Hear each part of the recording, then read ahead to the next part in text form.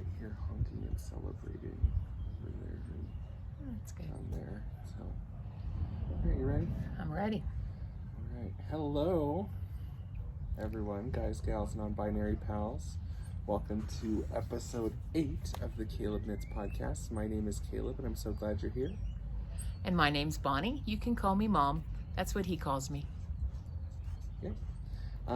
And yeah, we're super glad you're here. Today is Saturday, May 16th, 2020. It's kind of scary. You got to check your watch to know. Yeah, I don't know. I don't even know the day of the week hardly anymore. Thought yesterday was Saturday. I really did. It's on my Snapchat story. Yeah. I posted something and it was like, I said, Happy Saturday, everyone. And then my friend messaged me and said, my guy, it's Friday. It's Friday. Yeah. I said, oh, okay. Yep. I missed a meeting, I guess. So. Well, today is Saturday. Today is actually graduation day for Dodge City High School. Obviously not celebrating that or not having a traditional commencement. But also it is absolutely beautiful here. And so we are in Caleb's backyard. Check out the iris. And they're in bloom. And the iris are looking great. The phlox are looking great. So we'll maybe have to show you those too. But it was nice to just get outside today for this podcast. And next week we'll probably be hanging out with the cows again. Yeah. Yeah, because it'll be too hot. Yes. We get one good weekend usually. And today is a beautiful day. Yeah, it's a little overcast. It's nice and breezy. Yep. But anyway, so yeah, we're outside and I've already dropped an F-bomb because there's a giant fucking bird right over there. But just so you're aware, this is a swearing-friendly podcast. While we always try to say things that are kind, I might not always say things that are not censored on television. So yep. If that's not your thing, that's fine. See you later. But if you're down for the fucks and shits, you're here. You're here. So. All right. We've got some special guests today. Not only do we have Lola and Ivy, Caleb's two dogs, I brought mine over. So we've got Georgia, our bulldog, and Baxter, our Yorkie, joining us too. George is at our feet, just resting, and hopefully they won't be bumping the camera too much. But yeah, they like coming to Caleb's. Yep. And Lola's back here exploring the backyard, and Ivy is over it and under the deck. Bless you.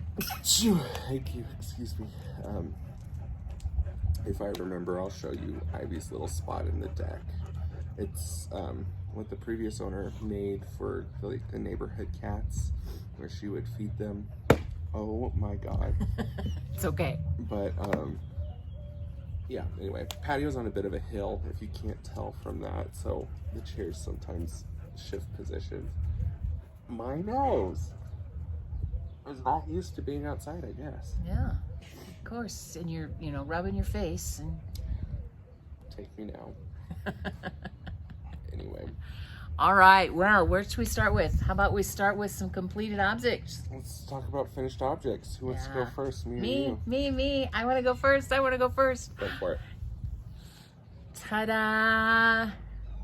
I finished it last night. And part of the reason I finished it last night was because I wanted to wear it today for our podcast. I have finished my City Limits sweater. And a little bit later we'll take a picture and Caleb can post a picture. I'll insert a picture yeah. right here. Because I actually like the bottom probably more than the top because I love the fade. I love the way it faded. Trish at Yarn Social in Kansas City was the one who helped me pick out the yarns for my fade, and I absolutely love it. Yeah, this is a pretty uniquely COVID sweater, isn't it? The shopping experience was COVID fueled, and the cast on was COVID related, and you got a lot of time working on it because of COVID. So. Yeah, I did. I finished it up. I love the side. It ended up a little bigger than I thought, but this is the first sweater I've ever knit, and like I'm okay with that. Thing you've ever knit. Yeah. Yeah. know.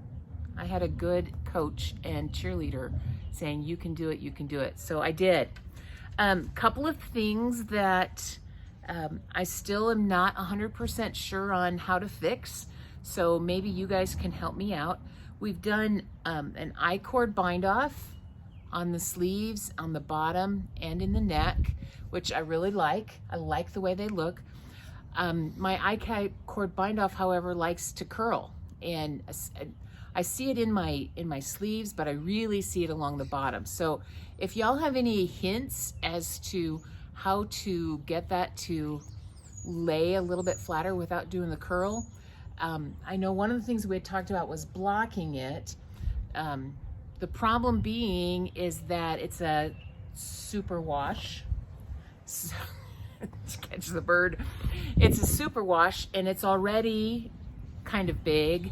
So I'm really worried about blocking it and it stretching out too much. So I don't know that I want to block the whole thing. What do you think? Yeah, last night we talked about maybe just blocking, especially the bottom, because that's an area that you said was really troubling to you. That sounded very dramatic. It's just an area that you would like to see, not a roll. Right. So you can see how that rolls like there. But I think on the sleeves it's cute. Yeah. TBH. Anyway. But I think if we just maybe wet blocked the bottom, that would stretch out and kind of align the fibers just that much more. Well, and I don't think I did my Icord Bind Off too tightly. Do you? No. I don't think that's why it's rolling. It's rolling because the fabric is stockinette. Stockinette does not have a basis to not roll. That's why stockinette is usually anchored with ribbing or something else. Right. See, you can see when I roll this and I have the stockinette side showing, it lays beautifully. So well, and that's also because when you do an Icord Bind Off, you're doing it on one side of the fabric. Like you're adding bias to one side, and I think you did your I-cord on the stockinette side because that's the side you're working on, right? Which also that's what the directions indicate, right? So, yeah. Okay. But I think let's wet block the bottom, see what happens, and yeah. I mean, because your options are wet blocking, steam blocking, or manipulating the fabric with some other technique like crochet or sewing to get it to lay flat. But I think blocking is going to be...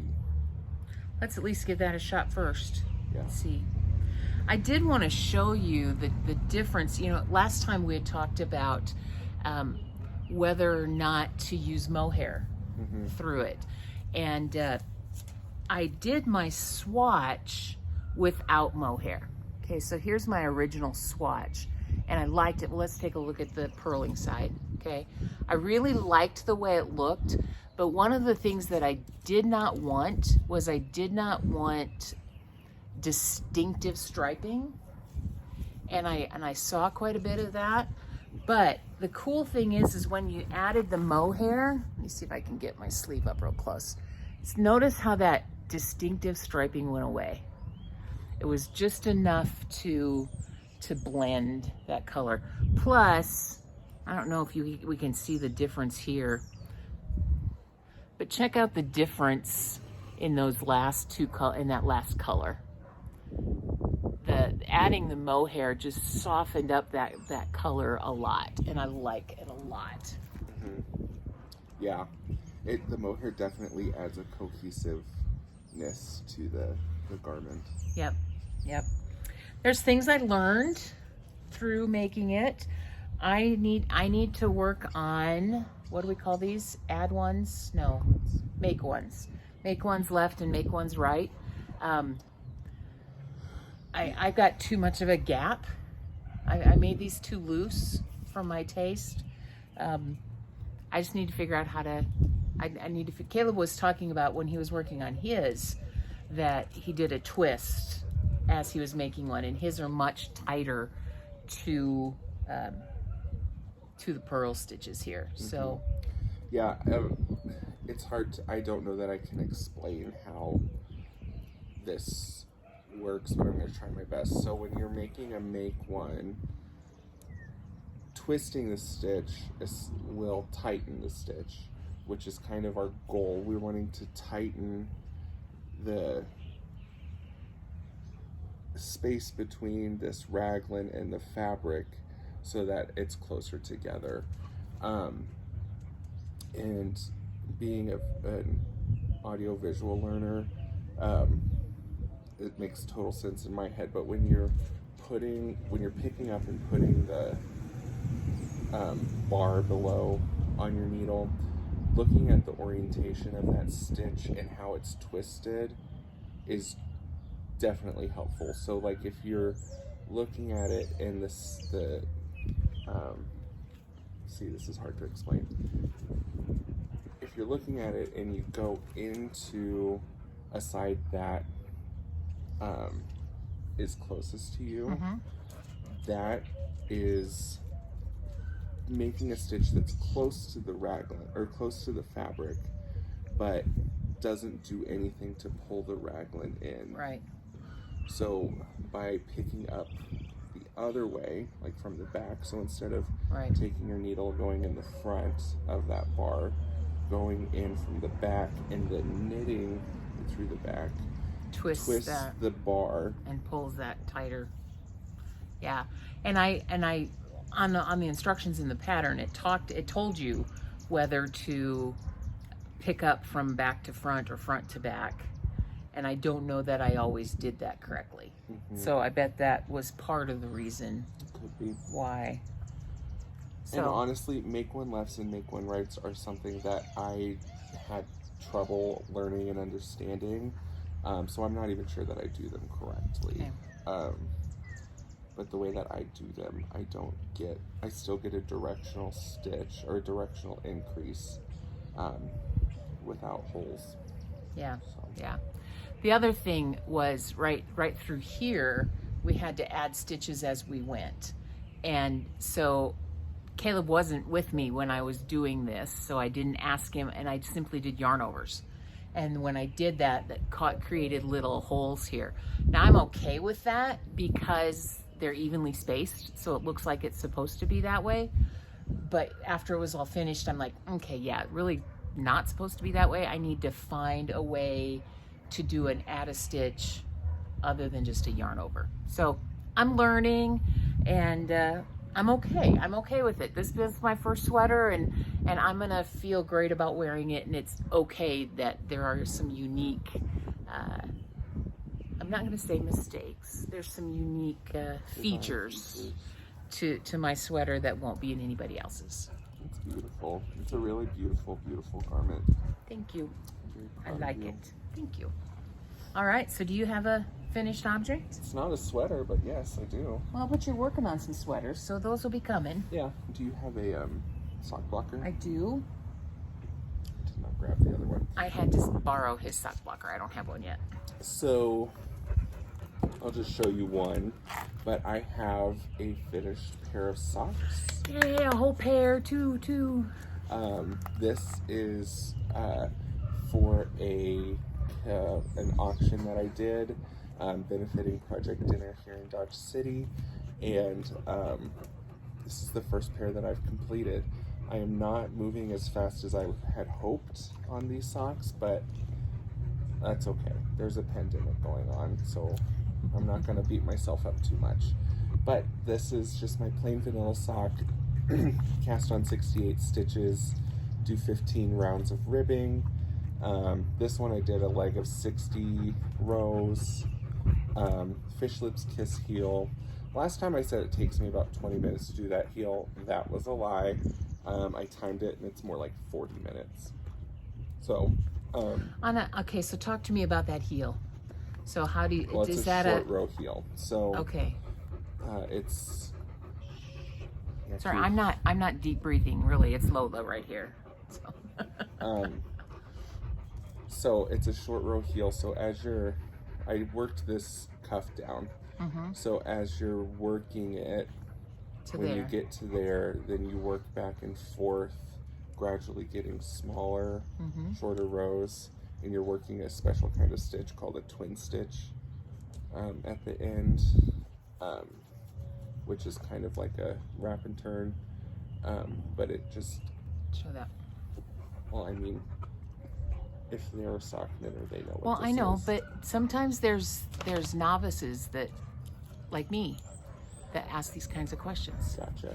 So then as soon as you finish those short rows, then you go in and do the whole row, which is kind of like your change of direction, like your heel turn.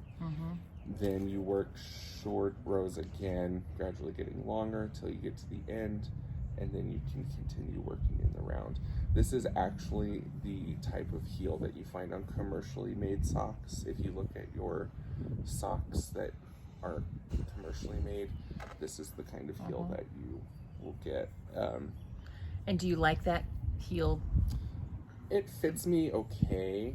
My feet are so fucking ogreish that it can be a little shallow, but there are modifications that I've considered doing. I haven't done it yet, where you can knit just back and forth a little bit before you do the short rows. Then what you would do is just come back here and pick up those stitches and have a little gusset. So you could do that.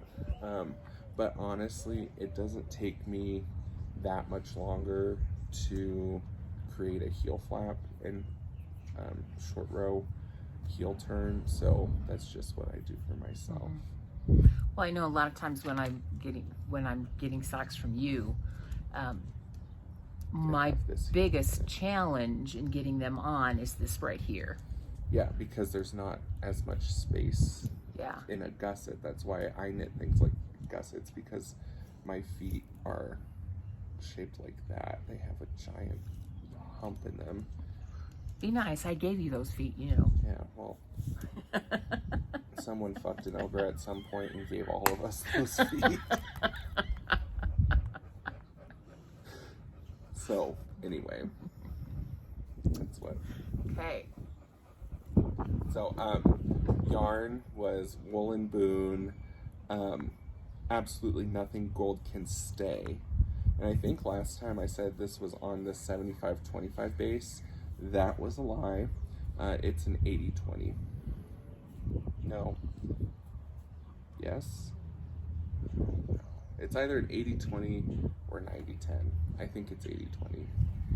80% merino wool, 10%. 20% nylon. Yeah. So, that's that. Okay. Finished object. This person bought 2 pairs of socks. I have not started the second pair. Hopefully by next time that pair will be finished. Yep. So There's our goal. that. All right, well, I'm going to steal the sock blocker back because I have a sock. Yay! Okay. Ta-da! Yeah, lots of things I learned from this one too. This one is the vanilla latte pattern. 3x1, 15 row. Oh my God, is that in camera? What? Oh, no. Georgia took a dump. George is making herself to home. Anyway, 15 row, 3x1 ribbing. And then this is a 6x2 garter rib through here. Couple things I learned. I have to pay attention a little bit more. My garter isn't perfect through there. But then what it has is it has a heel flap and gusset. Yay, I said that right. Anyway, but it was interesting because I was knitting away and I was picking back up, and I picked up the rows off my heel flap and was stitching away, and Caleb was over and he goes, "Have you done your decreases?" And I went, "What decreases?"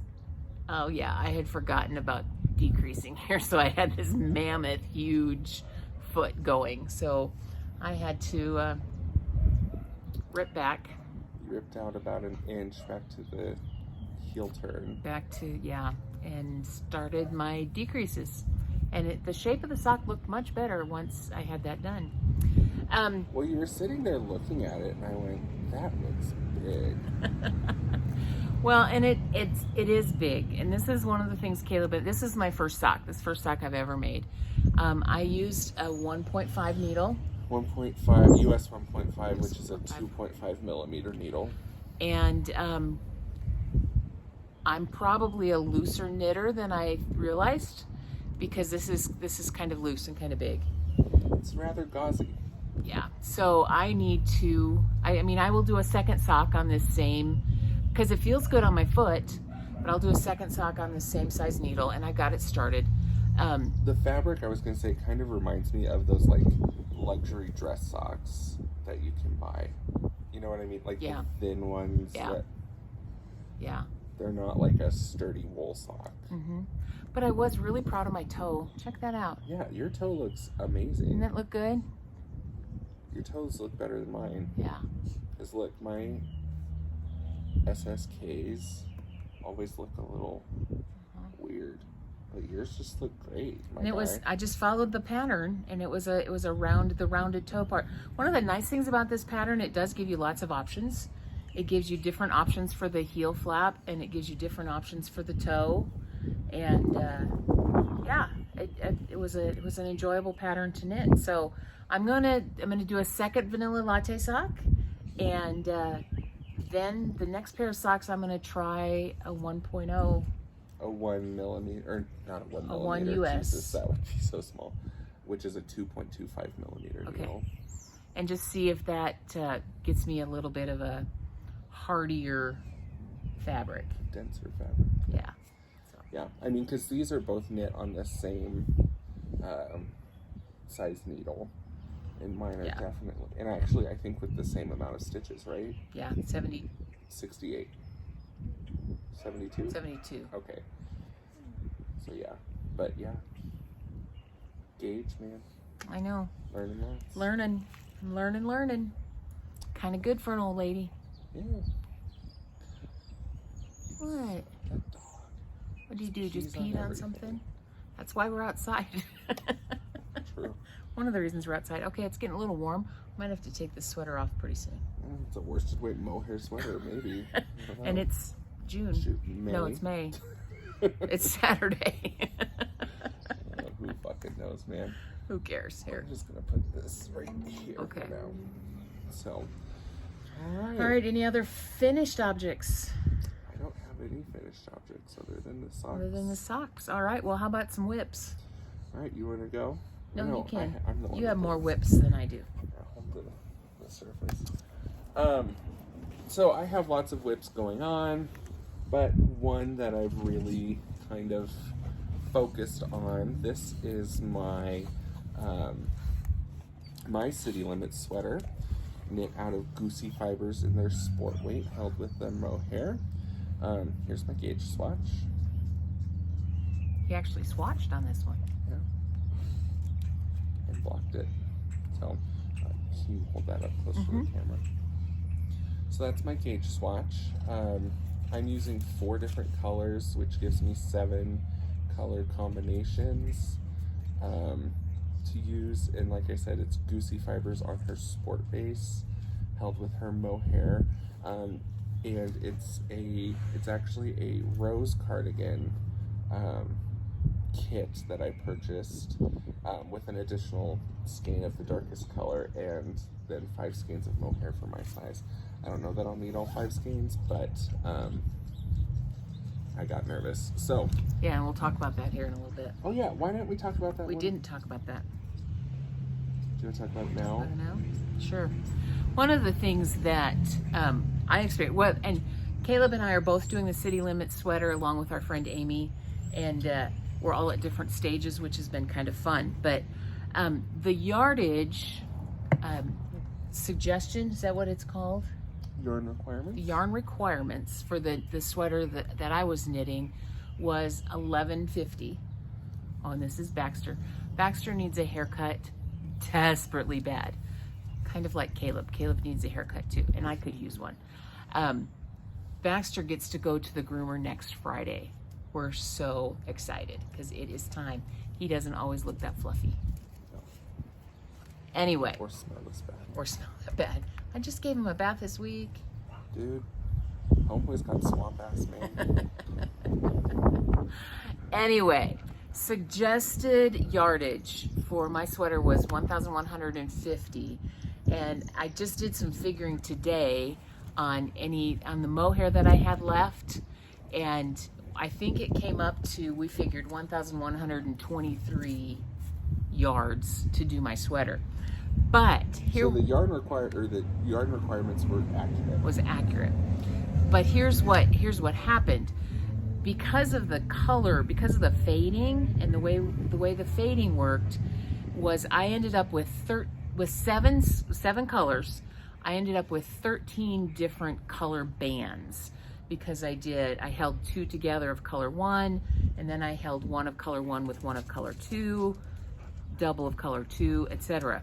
So when it was all finished, I actually had color 1 left and color 7 left, but I didn't have enough of yardage to do the even color bands for the rest. So you'll notice in my sleeves, this color, this fade right through here is all fairly short. Now I did make sure that they matched, that both sleeves, I took the yarn that I had left, weighed it out, divided it into 2 balls so that I knew my 2 sleeves would match. But if you'll notice, I've got a large amount of the darkest colors here because I ran out of the colors through here as far as yardage goes. So I ended up purchasing a second skein of color 7, this darkest color, which I'm okay with because I love it. Yeah, and because you wouldn't have enough to make the sleeves super long. Right, I would have had to, if I would have kept these color bands all the same, I would have been maybe a 3/4 sleeve, and I wanted a long sleeve. Yeah. So that's what made Caleb nervous about having enough yarn on his. I just for fun, I bagged up all the yarn I have left. This is it. This is the entire amount of yarn. This from the original lot. From the original lot, yeah. This is my color 1, so this is what I have left there, and this is what I have left of colors 2 through 7. Not much. 6. 2 through 7, I had 7 colors. I know, but your leftover of color 7 isn't in there. True. Okay. So anyway, so I'll let you talk again about your limits. But talking about this, in my head, I think you would have been okay, except for the sleeves, if you had the exact same amount of yardage for each That's one. True too. I ended up with a few different dyers on my 7. And one of them was not significantly, but not as long. Yeah, I'm trying to remember which one. Primrose.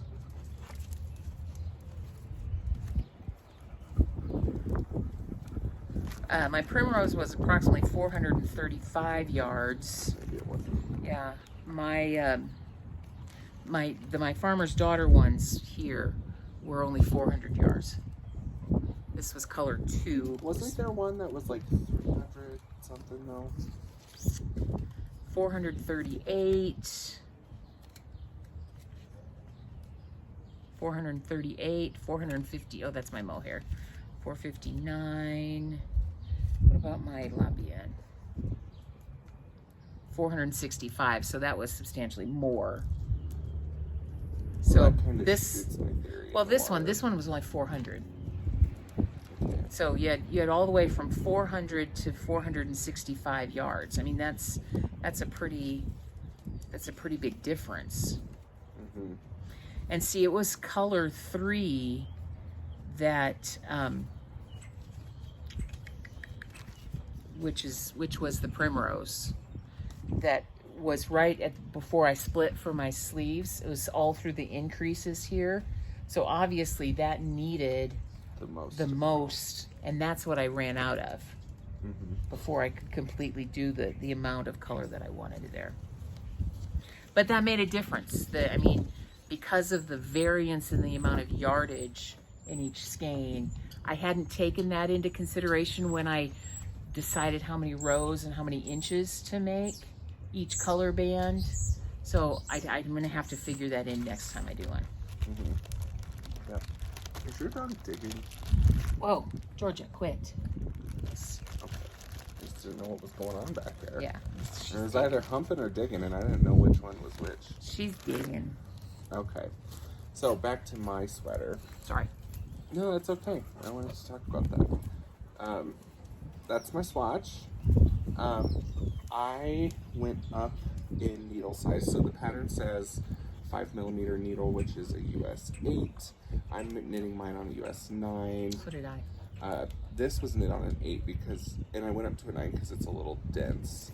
And we got back done. And this is where I'm at. I'm knitting the largest size, but I'm just now adding in my third color of yarn, which is color combination 4. Both together, separate, together, separate. Yeah, so this is color combination 4. And I am 2 increase repeats away from splitting for the sleeves. So mine, what I'm doing is, since I had 2 skeins of the 2 lightest colors and 4 skeins of the darkest colors, so that's 12 skeins, which means 4 would be thirds. So right. 2/3 of the sweater is dark, 1/3 of the sweater is light. So what I'm doing is as the Okay. Sorry for that interruption. We had digging dogs. Anyway, as I was saying, 2/3 of the sweater will be dark because 2/3 of the amount of my yarn is dark, and 1/3 will be light. So, also because twice 2 is 4, that means when I get to my darker repeats, I'll be just doing double the amount of rows or inches. To get that done. So, yeah, this is my City Limit sweater. It's going to be different from Mom's in that I'm probably going to do ribbing, at least on the collar. Yeah. See, look how pretty. Look how pretty his raglan. His increases Except are there's here. one row where Look I this did way. not do them the correct See, way. look at how pretty that is. No gaps at all. My next one will look like that. But see, do you see this row where I didn't? Yeah. I got distracted, or I wasn't paying attention. And see, yeah, you can even tell I'm all the way back here. Ivy, I swear to God, if you're digging up my iris, anyway, you can see back here that there's that hole there. This is the reverse stockinette side, which is the side that's meant to be out. Yep.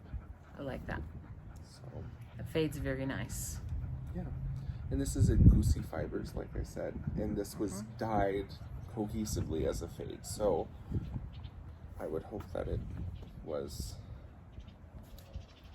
fading the way it's supposed to. Very good.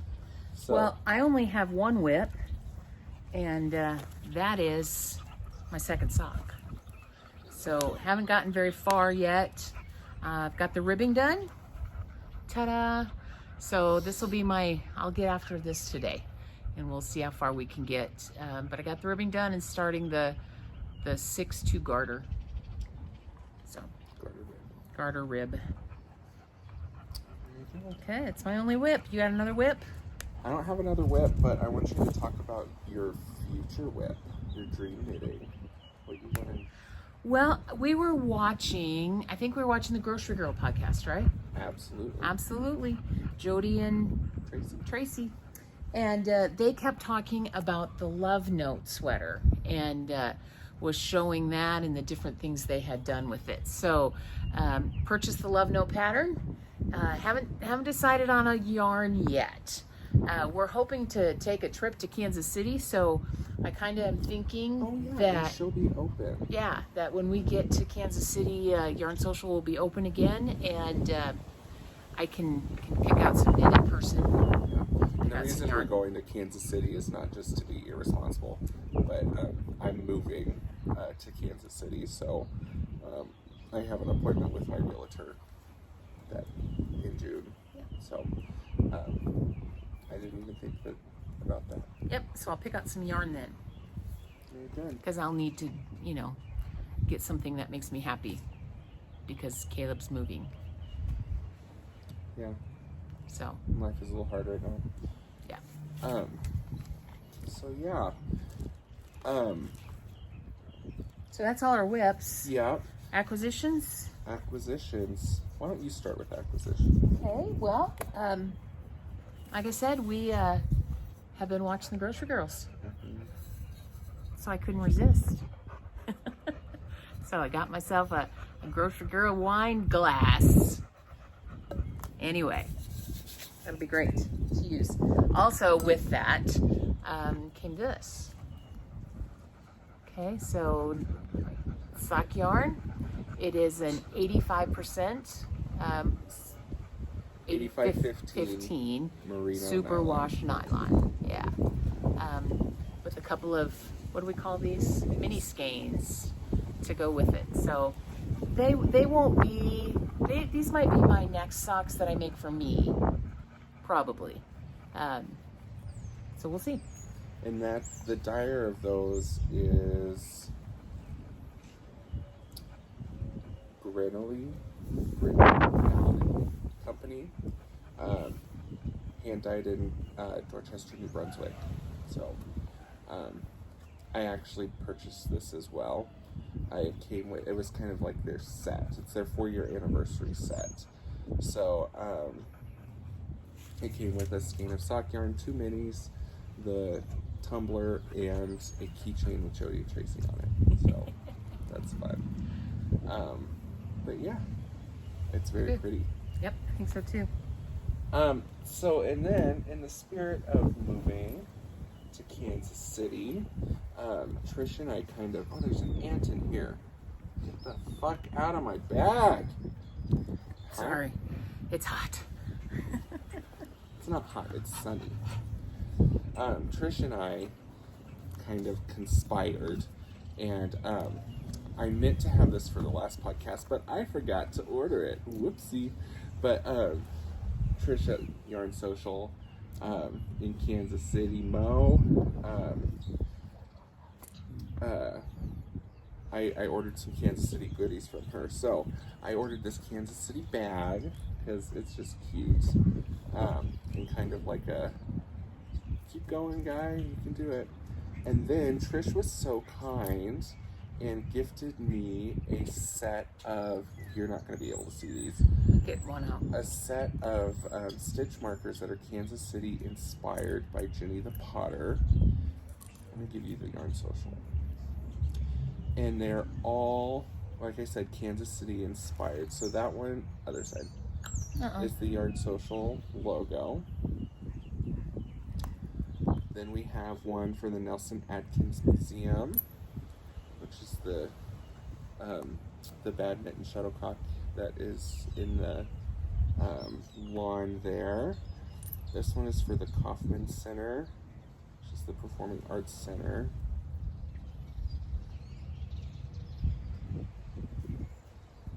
Kansas City Royals. I really hope this is one of the things that I'm looking forward to of Caleb living in Kansas City. He's not a huge baseball fan, but I am. So maybe not this summer, but maybe next summer I can see some Royal games. Or even, I like soccer more than Kansas City hold on. Sporting. Don't do that one Okay. yet. Don't do that one yet. Do this one. This one. This one I think represents the plaza, but I opened it and being not from Kansas City went, oh, it's the Cheesecake Factory, which is in the plaza. It looks like the top of Cheesecake Factory. And then I have no fucking clue what that one is. All right. Maybe it looks maybe like railroad ties. Trish, if you watch our podcast, will you tell us what this means? Yeah, which one is that? Which one is that? It looks kind of like rail ties, but not. And it also kind of looks like pillars of some sort. But I'm not sure what that is. So we'll find out. Enlighten me. And then the piece de la resistance is I wanted something from a local dyer to knit some socks for myself. And I told Trish, surprise me. And when I went and ordered this on her website, they didn't have pictures up yet because she's still developing her website. So I thought, perfect, I'll just pick the one that makes me laugh the most. And this is Treasure Goddess yarn in her Sparkle Toes sock yarn. So it's a 75% merino, 20% nylon, and 5% stellina in the lusty wench colorway. So it is a you see the stellina in there? Fluorescent orange with so much sparkle in it. It does. It has a lot of sparkle. And it's really pretty. So I'm going to probably knit these up into some patterned socks that will just remind me of moving from Dodge City to Kansas City. And just make you happy. Yeah. So thank you to Trish for all your help in putting this together. And if you know what those are, let me know. Maybe, you know how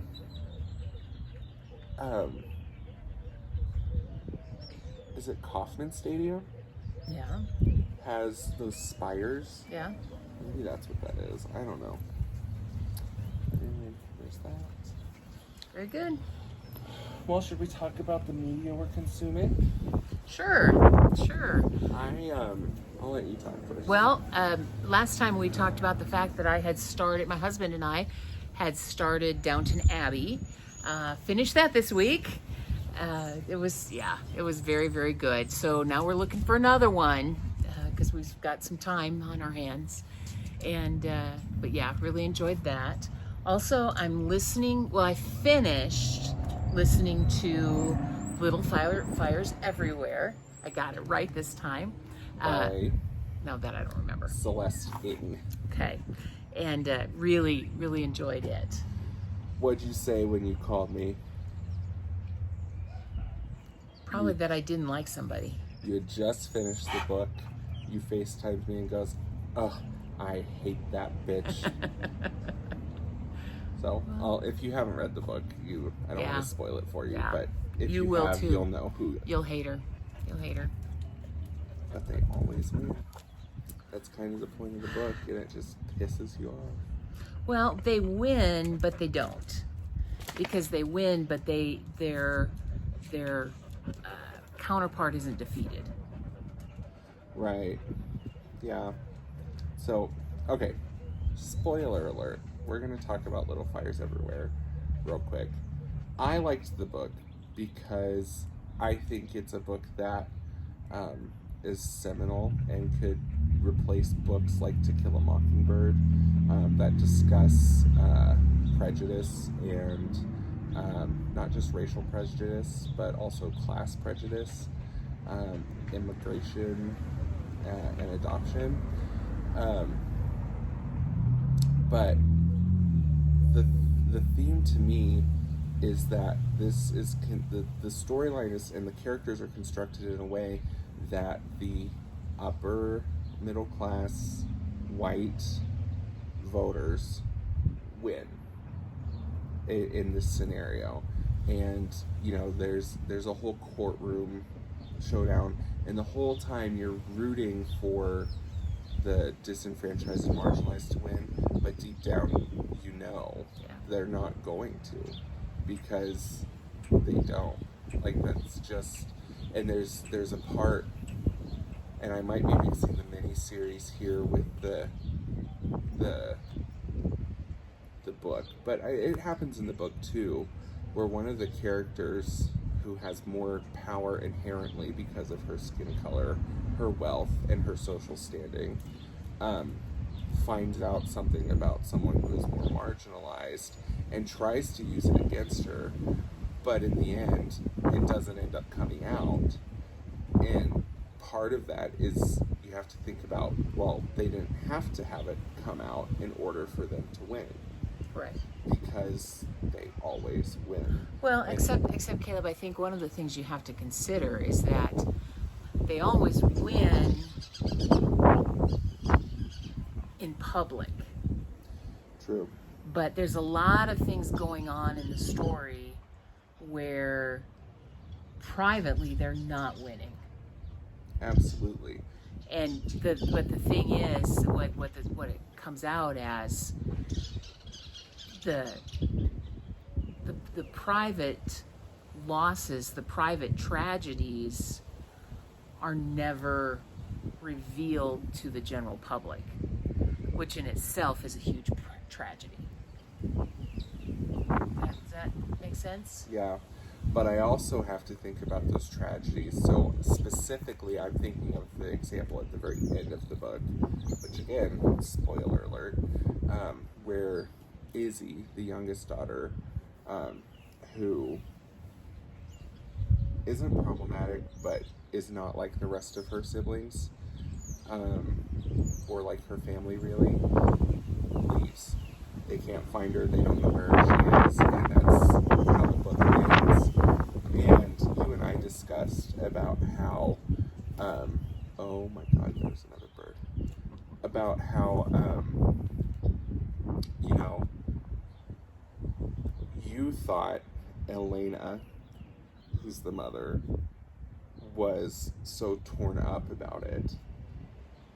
But in my reading of the book, I thought, okay, maybe she's sad now, but in the long run, Izzy was a problem. And now Elena can have her perfect life. But see, that's also shows that that's one of the cool things about literature, is that depending on the reader, your perspective is different. You know, I read that from the perspective of a mother, that you didn't have that perspective to fall back on. You know, which makes it cool. Isn't it great to discuss ideas? Oh, I know, but I kind of like to just be entertained too. We got into a fight. Well, he wanted immediately when I finished listening to the book, he wanted to delve into the deep meaning. And I'm like, I just enjoyed the book, you know, and I wasn't ready to delve into its meanings yet. Curtains were blue. Yeah. What? Well, are you going to explain the curtains are blue? There's a meme, I guess, where someone had said, what was the meaning of the blue curtains that were flowing so elegantly from the curtain rod and blah blah blah? Why were they blue? Blah blah blah. You know, I'm thinking specifically in like The Great Gatsby. Right. One of the good examples of is when they're talking about one of the ladies of leisure, and she always wears white to represent her virginity, or her virginalness. She's virginal and pure. Those are called archetypes. I'm sure you all know that. But anyway, often authors will use setting, characters, the way that they're dressed, climate, like if there's a storm coming, usually that represents some conflict that is coming in the story, blah blah blah. So anyway, there's a meme that says, well, what did you think the blue curtains flowing from the window meant? And in some instances, the author says, oh, well, it means this, this, and this. But in other instances, the author just says, the curtains are blue. Yeah. So, The author said, I liked blue. That's all it meant. Yeah. Yeah. But again, it's perspective when reading. Yeah. So. And Anyway, what are you and I've reading now? started a new book. I watched the Today Show, and Hoda and Jenna Bush Hager often has she has a monthly book club, and her suggestion for May is a book called All Adults Here by Emily Stroud, I think. So anyway, I'm about halfway through that. Excellent, a really good book, and I'm telling Caleb he needs to read that one. I think he'd enjoy it. Mm-hmm. I have a hard and with that title, it makes me kind of think about Big Little Lies, which you haven't read, but you might enjoy. But it's about adults acting like children, and I can't deal with adults acting like children. No, but this is a good. This teenager goes to live with grandma because she's had some trouble with in her school in the city, so she moves to a small town to live with grandma. Her aunt is expecting a child that she chose a sperm donor, so she's a single parent expecting a child, and the uncle has a set of twins who are crazy, and grandpa has passed, so she's just living with grandma, and yeah, it's one of her best friend is trans and coming out, and anyway, it's good. I think you'd enjoy it. so it's kind of like a coming of age contemporary story. Sure. Yeah, from what I've read so far. Gotcha. It's good. Gotcha. Well, speaking of book clubs, now would be a good time to plug Gigi Gay Gillespie of Gigi Made It fame. She has a daughter named Shelby who is an avid reader, and the Grocery Girls talked about this, and it made me go, that sounds perfect, because I love book clubs. I love interacting around books. I love talking about books. And so anyway, Shelby is starting a book club, and I can't remember what it's called, what the Instagram page is, so I'll put it here for you to go follow. But oh goodness, I can't think of what the first book is, but it's by the same woman who wrote The Secret Language of Bees, I think is what that book is called, which is a very critically acclaimed book that I have not read, but I'm very excited that book will be coming in the mail. And I've connected with Shelby already and kind of had, oh my god, Georgia just burped. I think she's trying to get into Ivy's hidey hole. And Ivy's not going to have it. Yeah. But anyway, so I've connected with Shelby already, kind of talked about other books that we've read and different booktubers that we watch, because we watch similar things on YouTube, and actually she and I are pretty close in age, so yeah, I'm excited. Cool. As far as what I'm reading, I finished Where the Crawdads Sing by Delia Owens. I started this a long time ago. I hope that wind isn't affecting the mic. But I started this a long time ago, and didn't really get into it right away. And then I got to a point where I was like, dude, you have 4 hours left of this book. Just power through. So it wasn't my favorite book. It's a solid 3-star book, 3 out of 5. So it wasn't bad. It wasn't fantastic, which was kind of disappointing because it was so hyped up. But that was for me, so you might like it. For me, it was just pretty predictable, and I liked the way the author kind of led you to believe one thing and then go, haha, now you're an asshole too, because you thought it, but then at the end she was like, oh yeah, that's true. So anyway, if you've read the book, you know what I'm talking about. So it was okay. Then I have maybe one good sitting left to read of Ocean Vuong's book On Earth We're Briefly Gorgeous. Again, not something that is super outstanding to me. but worth reading. It's probably a 3.5-star book for me. And then I also started just kind of as like a fun book, I guess, or a book. All books are fun, but a book that I'm listening to mainly for the entertainment value is T.J. Klune's new book, The House by the Cerulean Sea.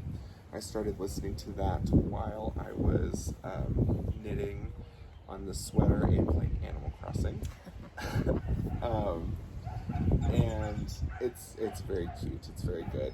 I don't think it's billed for children, but definitely children could read it. It's very cute, has a good message of inclusion, and has good representation of LGBTQIA+ folks. So that has been very enjoyable for me.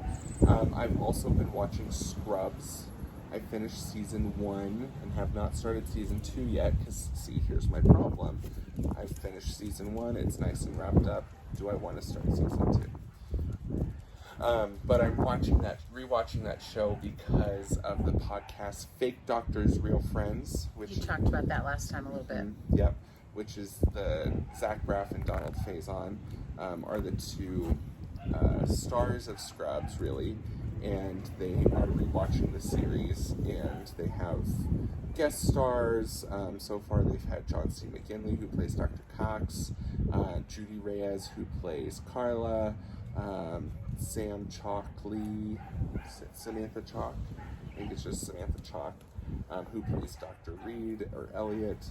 So it's very, very good, very entertaining. That I save for when I'm in bed playing Animal Crossing. So yeah, and I think that is all the media I've consumed. Okay.